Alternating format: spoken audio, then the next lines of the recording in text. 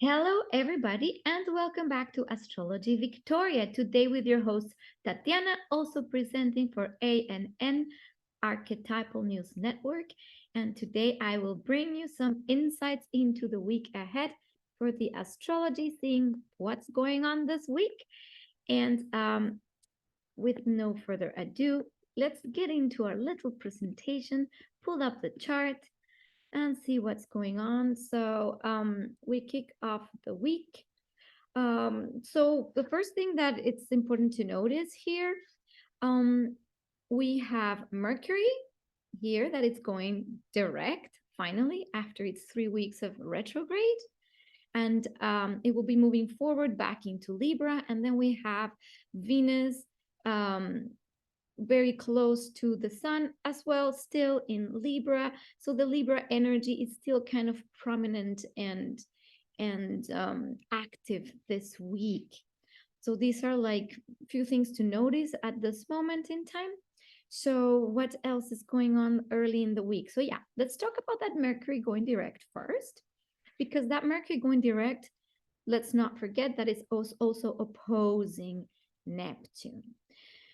So there could be instances where this aspect can be very beautiful in the sense that we can access a lot of imagination, dreams, visions.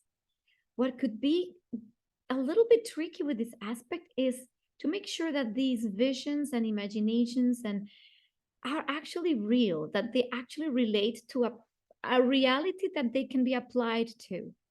Otherwise, it's beautiful for art, for getting insights, for writing, getting inspired, for poetry, especially also because Venus and the sun are still quite close together. So there is a certain poetic nature to this. Like there could be beauty expressed. This is precisely the beauty of Venus and the sun as well. There's some kind of diplomatic action.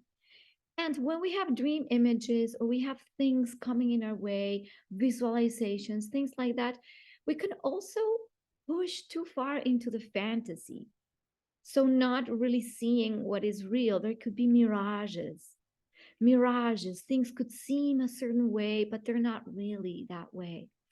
The Mercury retrograde has given us time to rethink or revisit situations, maybe relationships, jobs, things that we were thinking about before that we didn't complete, maybe already kind of got completed. And then there is a new cycle of this Mercury as Mercury rises as the morning star. Like, okay, now there's something new around the way we think about something. Maybe we decided to close an old business, or maybe the way we were doing a relationship or relationships, and somebody came back from our past and we kind of saw, okay, this is not working, let's move on with something different or a different way of thinking about things. Now, coupled with, again, this opposition to Neptune, whatever we're starting now, this new things that we are beginning or wanting to effect now in our lives, we need to make sure that they are not just smoking mirrors, that they can actually be actualized in reality.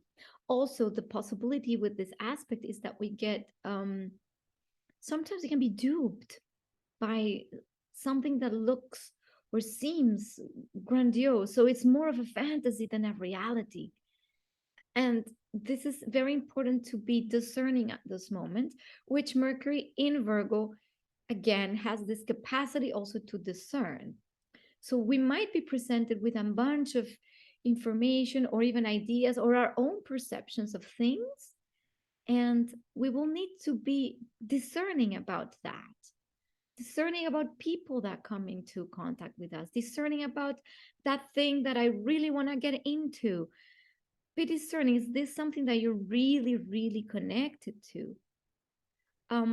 Is this something that it's really advancing you in your own journey? We talked about this week, about the importance of being connected to oneself and listening to those messages that say, it's like a little bit of a pointer, of an intuitive pointer that says, yes, go here, yes, go there, and make sure that you don't get caught in the analysis paralysis of the Virgo Mercury, which can be the other thing. We can get like overthinking something so much that then we just don't do anything about it, right? That's the other possibility when there's Mercury in Virgo. It can be too much thought, too much detail. We need to focus on all the little things.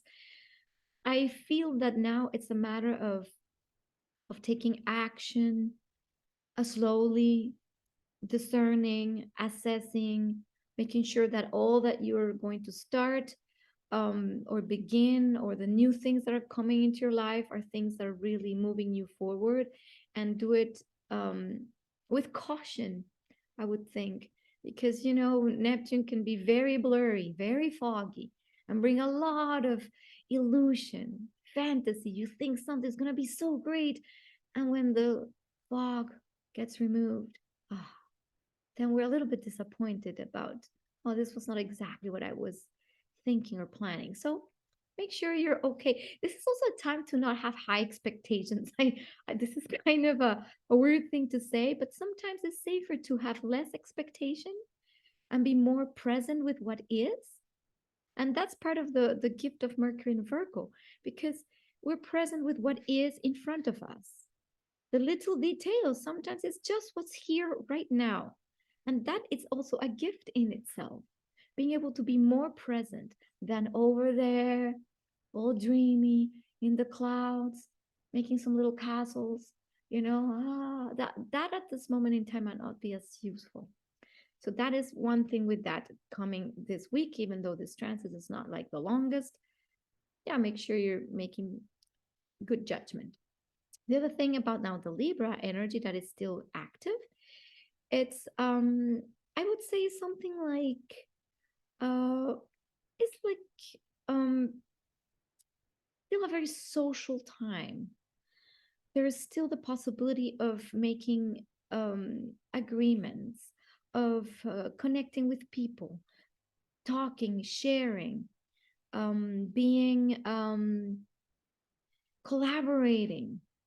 It's a good time for associating with people, and also making sure that things that you're doing are balanced, meaning what I give, is it fair with respect to what I get, or well, if I'm in a situation, how much am I contributing to a situation, and how much am I getting out of it, and making sure things are equally, that exchanges are fair.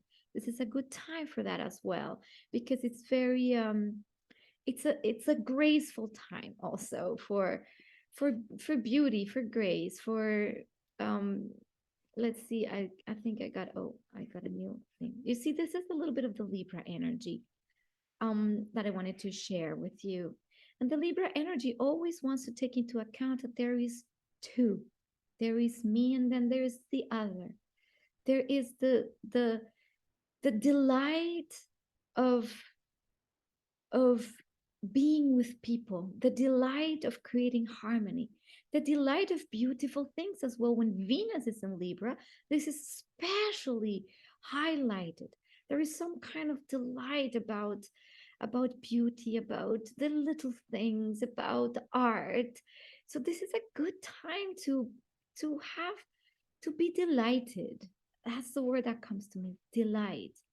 Because yes, the world is there is shaky at this moment, and I have been thinking very deeply about what joy means. What does joy and being in joy or enjoying something really means? And this is of the nature of Venus, to enjoy. I've been reassessing value. This is a question I have for you.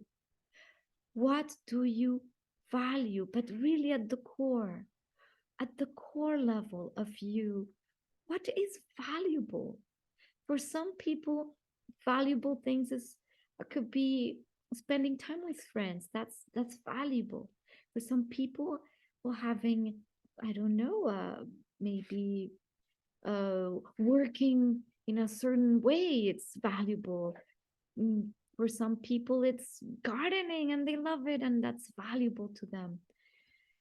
So this is a good time to reassess. We are in this massive shift where we are fundamentally reassessing value, and value comes with enjoyment. Because sometimes we might think that we value something, but it's more like an idea. What you truly value is something that deeply gives you joy, deeply gives you a sense that, when you have that thing that you treasure, it gives you joy. There is a connection in the energy of the heart that gives joy. So I'm thinking about this week very much, and I will encourage you also to let me know in the comments below, what do you treasure? What do you deeply value? And what are the things that make you feel that you are in harmony, that life is beautiful? This is a very beautiful thing to do, because when you also value yourself, then you can also express that beauty in the world. That's what, when that Venus Sun conjunction that has been um, occurring and is now a little bit fading, but it's the beauty expressed, it's the kindness, it's how do you call that? Being diplomatic, having the grace and the taste. This is that image, right? So this energy might be quite prominent still this week. Why did I exit my presentation? I don't know. Let's do this again. Sorry. Okay. Okay. So that is going on now. On the Mercury side of things with the Neptune, this is a little bit of what can occur when that is happening. Also, because we have Mars squaring Neptune. That is the other issue with this time and this week. And this is a transit that will be mostly in effect like the whole week, right? So, we're still under the influence of this transit for a while. So what are you focusing your energy on is very important, because there could be a lot of confusion in our direction. Where are we going to? What is really important, and not to get confused and lost. This is where things, communication also feels a little bit blurry, like we're not so sure what this is foggy. It could be yeah, that sense that we don't know where we're standing really with things, or that we have an idea and suddenly there's this new clarity. Mercury direct gives us this, like, okay, now I know where I'm going, but are you sure that that's where you're going? That's the issue now with Mars in in squaring Neptune. Is like, are we fighting or defending the right causes or the right actions, or are we not really sure we know what we're standing for? It can be a little bit complicated. So sometimes, and I feel with these aspects, the best thing to do sometimes is to stand still. It's not to be too quick to act and make a decision, because you could be making a whole life decision and altering your course, and only to find out later that that's not at all where you wanted to go. And then you have to backtrack and like undo things and go like, okay, I have to go back to the crossroads to take another route. So maybe this is a time to ponder a little bit as well, and to be slow and steady. And why am I saying the slow and steady? Because Mars is trining Saturn, right? Let's go and see the trine to Saturn. So, well, this is towards, why am I already at the end of the, okay. So Mars trining Saturn here. Saturn trining Mars in Gemini. So Saturn Aquarius trining Mars in Gemini. We talked last week about also this air energy, the air being very prominent. So the mind is active. There is a lot of thinking, lots of ideas going around. Now, the slow and steady progress that Mars trine Saturn brings means that Saturn puts a little bit of a break on Mars So Mars doesn't go crazy doing whatever. So this is very supportive for slow and steady action. So what the astrology is telling me at this moment is that this is not the time for speed. This is not the time for getting things rushed, for like acting out of panic or fear, for just doing whatever, like just because you heard something and or because you got distracted. Somebody presented you with a great opportunity and you just jumped into it. This is not necessarily the energy of this week. This is more slow and steady. What have you been doing? What have you been accomplishing? One thing at a time. One thing at a time. If you do one thing at a time, it's easier to focus that Mars that can be very distracted in Gemini trying to do or accomplish 10 things. So if you need to put some things on hold, then make a priority list. This is why Mercury in Virgo is so good at, is to making priority lists. And some things might need to get done maybe later, and they can be put on hold. But the things that now seem more prioritary are the things that we can start moving forward with, because in the long run, they're going to create more stable situation for ourselves. This is kind of what I feel this week about that. And this is all, we're still within this very strenuous square of the Saturn Uranus, which now is like almost exact. I mean, it is exact, not exactly to the minute, but it is quite exact. It is strong. We might be feeling it. I don't watch a lot of the news, but sometimes things get to me. And I was watching what's going on in Iran, for instance, and how people are getting shut down and muted and arrested for just speaking about freedom and about the need to, they're really speaking up against the oppressive governments. And these things are coming up really, really strongly with Pluto, that is almost finishing now its retrograde. So this is when it intensifies as well. Pluto ends its retrograde on October the 8th. So we'll go back direct in Capricorn to finish its little pass on the Capricorn, the last 4 degrees of Capricorn, finally to enter in Aquarius. And as much as this will take a while still until 2023, this already is that last thing what we're showing. It's showing the last ugly face of the power structures of corruption, of why we could be fed up with things and things with governments. And the government can be anything from the government of a country to the governing bodies around you, like institutions, or anything that governs your life, like parents, schools, churches, anything that seems like an authority. With Pluto being in that retrograde, has been showing more and more of the dysfunction of power, the dysfunction of top to bottom structures. And now, as it starts moving forward into those last degrees of Capricorn, this is when we start making or affecting the actual changes. What has been revealed through that retrograde, now it's time to go, do we keep doing this? Or are we actually going to make new changes and go into a different way of thinking? And that's why it's so strenuous now, that square between Saturn and Uranus. Saturn still wants to deeply hold onto the old structures, and Uranus is asking to break them and build new ones. On the positive side, there are phenomenal things happening as well. We see people rallying together to think of new ways of doing things. That's happening. For example, here I see things like the Canadian Health Alliance, which it's a movement that wants to see that there's different ways of practicing medicine for practitioners that for some reason could not practice anymore due to restrictions and mandates.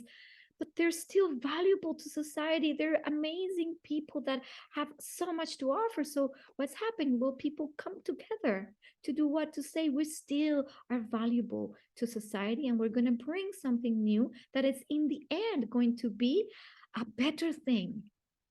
So yes, deconstructing the old, it's it's necessary in order to build new things. So it's not that everything's falling apart and there's nothing coming. No, all the things that have been coming since, the pandemic started, and all these new things, new technologies, new ways of connecting. Now we see there's also more different types of connections that are being brought up, lots of new ideas about how to build communities, how to build relationships that are different. And that's what Uranus is all about. It's different, it's new. We don't even know what it looks like because it's future. So it's very hard to even imagine like how it looks like, but it's being birthed. And you and I are part of that birthing process. How are we part of that birthing process? Now, when we think deeply within this trine to Mercury and Pluto, there is the capacity to to think deep, to go into deep self-analysis, and to also see where the truth of things are. We can go very deep with Mercury Pluto to expose truth, and also to see dysfunction, to highlight it, to point it out, to say this is what I see. It's not. It's toxic. Because it's a trine, it's easy to see it, and it's easy to realize what is our part of responsibility in it, and look at ourselves and say yes. Now how can we, when we say and speak the truth, now what are we going to do with it once it's exposed and it's seen? um there is the capacity to say, okay, now we need to move on from this, whatever this is. So this is a little bit how I'm feeling about the whole first week. And we have the full moon also on I was going to almost forget our full moon. Our full moon in Aries is happening on the 9th. Here I have my full moon chart and I almost forgot about it. And on this full moon, we have all the topics I've been talking about. There is going to be big exposure. And let's not forget that this moon is also conjunct Chiron. So there might be something being revealed. When the moon is in its blossoming state, things are more easily seen. There is light. That is the full moon, is the light to also see things that are usually more underground, more in the emotional level. Here we can see it, and when the moon is conjunct Chiron, we can be also feeling the fear of acting for ourselves, of go of being brave. It almost like says, Aries, the warrior, the brave warrior gets like can get like fearful of, if I go for action, I'm going to die. So it can be like a little bit paralyzing. So this full moon can show us where we are still really afraid of going for what we want, that thing that we believe in, that we want to fight for, that we want to go for, that we want to initiate. Maybe it's that amazing idea we've had for a long time and we want to initiate it, and it's like, oh, but I don't know if I take this action. I'm afraid. But then having that courage to see that we are vulnerable, that's what brings also the capacity to go, okay, where is this coming from?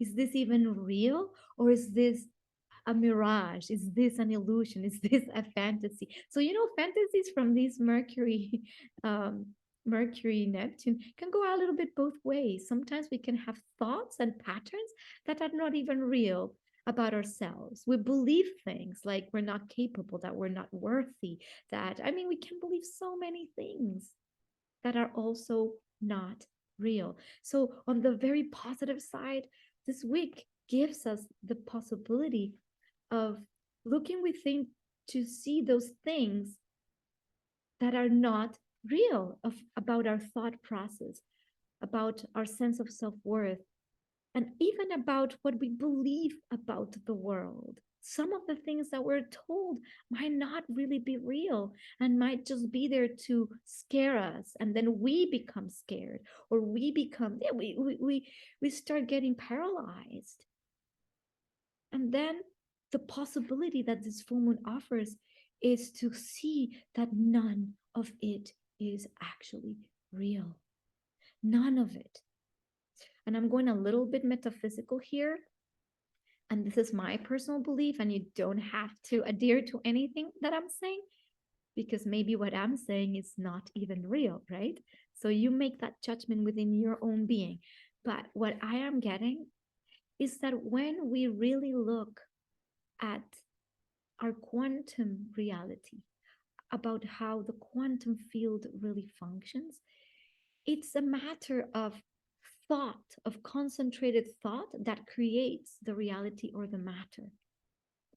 And that, if you go and study a little bit of how the quantum mechanics work, the quantum field from the wave to the particle, if we go back to that knowing that everything just is a quantum field of all possibilities, we can focus our energies, our thoughts, and our actions, which is basically the sun with our energy, our thought, Mercury, I mean, energy and will, thought, action with Mars, and determination with Pluto and Saturn with building something. If we take all of these energies that are archetypal in nature and almost like go to a clear slate, like blank canvas, saying, I am the creator of all my reality with the way I think about it.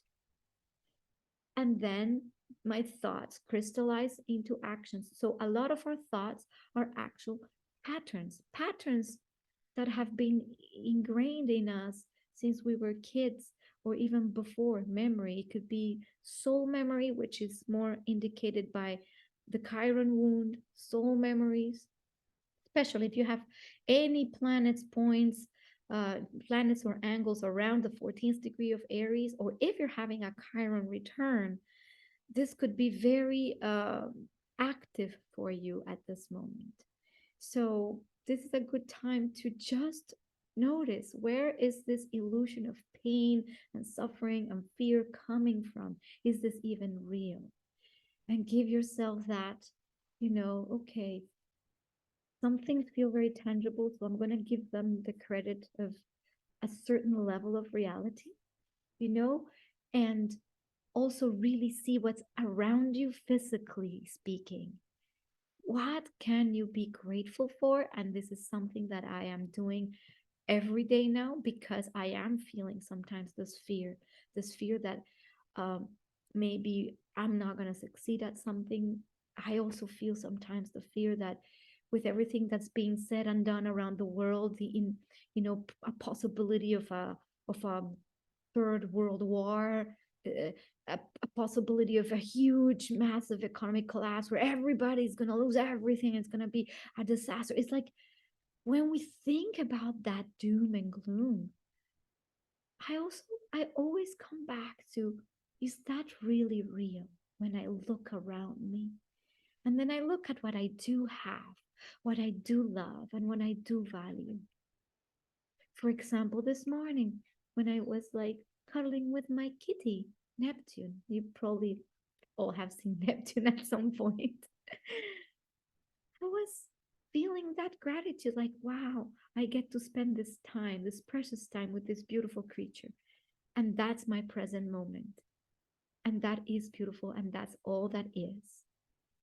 When I'm eating a meal with my friends or my family, or my community, I'm focused on the beauty of the meal and the abundance of the meal. When I have something going on that's like, oh, I forgot this, I don't have that, and I'm starting to the negative, because that's, it's It's easy to get into the negative. That's programming. Then I go, okay, how can I now shift even my thought around one thing instead of going in the negative? So I take anything that I'm grateful for. So this morning was my bicycle. I was riding here to this office where I record these videos, and I was on my bicycle, and I thought, wow, I am so grateful that people made this bicycle. There was somebody somewhere in the world assembling this, touching it, and now I get to experience it, and I am very grateful that I have it and that it provides this beautiful service for me right this moment. Maybe not tomorrow, maybe tomorrow it will be gone, but today it is here. So, with this, what I'm trying to convey about these times, not only just this week, but I'm going to tell you this is October.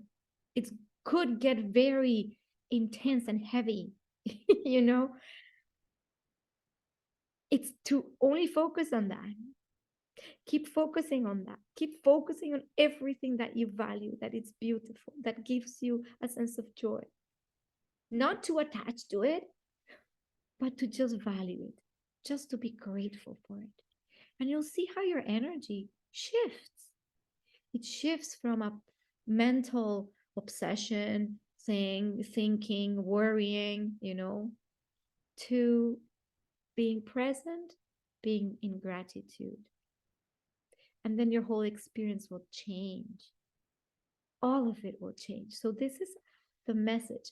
Sometimes I'm getting more of the, purely astrological, this is this and that means that, but sometimes I'm just tapped in to give a message that is a message of hope, because that's the other word that's been coming to me a lot lately, is that hope is something we can always have and we can always access. And the knowingness that our true essence is invincible and untouchable. Even when we die to something, that essence always remains. And that is the message, to go there. And that is part of that sextile that's forming here with Pluto and Neptune, right? That sextile keeps telling us that there is a big capacity to awaken to bigger forces, to things that are beyond ourselves,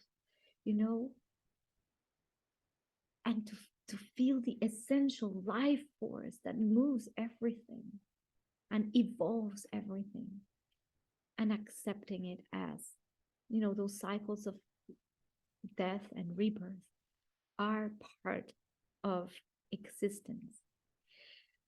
Whew, that was a lot. So I'm just going to leave you here with all my messages. If you want to, this is my little prep. If you want to take a little look at these basic points and pointers, so you can see a little bit of the week. This is a little bit what's going on. So that's our little wrap up. And I hope you enjoyed this video.